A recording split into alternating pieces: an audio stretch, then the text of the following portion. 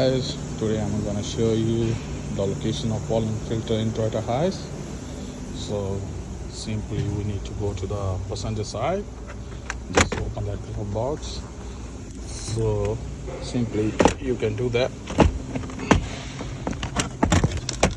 and after that you can see that. So press that click, and here it is. I already changed that, so put it back, just put that cover back, and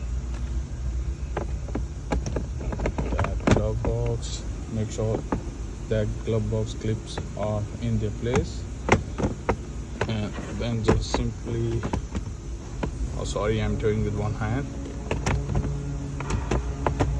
Yep, good to go.